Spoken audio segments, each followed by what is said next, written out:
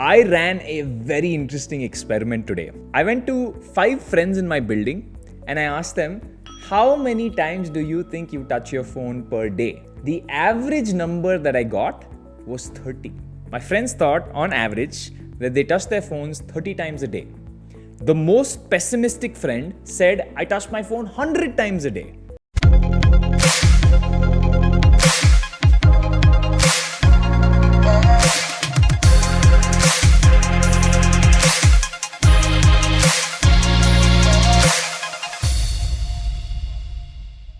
Well, let me tell you a very interesting fact. According to research, the average human being touches their phone 2,700 times per day.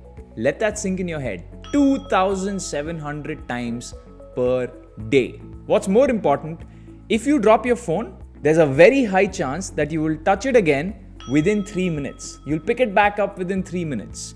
And here's the icing on the cake. According to a recent Pew research, 44% of teens picked up their phones first thing in the morning.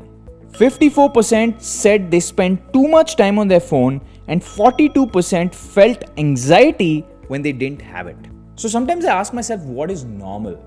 Because I sometimes wonder that if humans were addicted to cocaine and all of us were equally addicted to cocaine, would we think it was a problem? Because it turns out that phone addiction and cocaine addiction share several similarities. So this is the dopamine connection. There's a similarity between behavioral addiction and cell phone use, which is the triggering of a chemical in the brain that reinforces this compulsive behavior. Your brain has several pathways that transmit a feel-good chemical called dopamine when you're in rewarding situations. So for old school people, which is people before the era of social media, this social interaction stimulates the release of dopamine. So the idea behind being addicted to your phone is not something that starts out or has a root in evil tendencies. The thing is, we all want social interaction. When we go out to a party or when we go out and play football with our friends, we interact with each other. And every time we interact with each other, we get this hit of dopamine that only comes when we are talking to real people. Now your phone actually simulates that feeling, right? And it transmits that same feel-good chemical called dopamine when you're in those rewarding situations. The thing is, there are app developers sitting in Silicon Valley whose only call to fame is to build algorithms that create maximum social interaction for you. Doesn't matter whether that interaction is good or bad, which in turn stimulates the flow of dopamine into your brain. Now, typically there wouldn't be a problem with this, but the algorithms are so well designed that they have pushed you from social interaction to compulsive social interaction.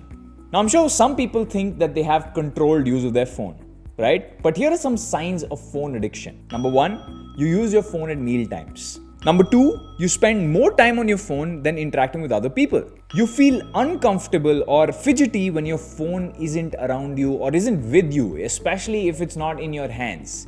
Some people even feel fidgety when their phone is on charge. And finally, you frequently use your smartphone while doing other tasks which can even put you in danger. For example, a lot of people use their phones while driving, which, as you all know, is dangerous, but there's nothing you can do about it because you are addicted. Now, a lot of people blame the technology for this, but I think that technology is neither good or bad. I feel that technology is a neutral force in the world. Some people can use it and let them ruin their lives, while other people can maintain balance. And this video is about that balance. A way to live in harmony with a weapon in your pocket, a weapon that can ruin your mind if you let it. So without much further ado, here are ways you can break your cell phone addiction. Number 1, find out why you use your phone compulsively. A lot of people think they use their phones to check their emails or to stay updated with the world or because they're being knowledgeable or to stay connected with loved ones. I personally think that most people use their phones because they are bored. Not just me, but also research. Research also believes that the biggest cause of phone use, especially compulsive phone use, is people being bored and not having something to do. In a way, a lot of us are chronically stressed, and this is like usually mild stress, and we have no way to act it out, right? 10 years ago, you'd go out and play football with your friends. And when you did that, you'd forget about the world, right? For many of you, it could be riding a bike. For some of you, it could be cooking. It could be many things that you want to do on a daily basis. But because most of us these days don't even enter states of flow, we have lots of idle time where we're mildly stressed because, let's face it, life is a little bit stressful.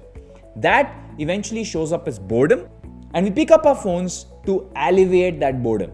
Scientists call this avoidance coping. Now, avoidance coping works in the short term, which is that you have a problem or you're mildly stressed with the real world, so you avoid or escape it with the phone, but it has been shown to lead to poorer mental outcomes in the long run. Many of us are actually using our phones to escape something that's happening to us in the real world, right? We're trying to escape that mild daily stress, which is much better handled head on. More importantly, we need to find tasks and activities that put us back into flow.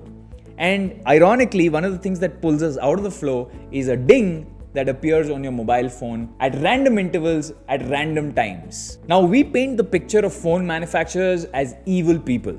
We paint the picture of these people who build this software and hardware as bad people. But the truth is, a lot of recent mobile phones have come with modes that allow you to disconnect.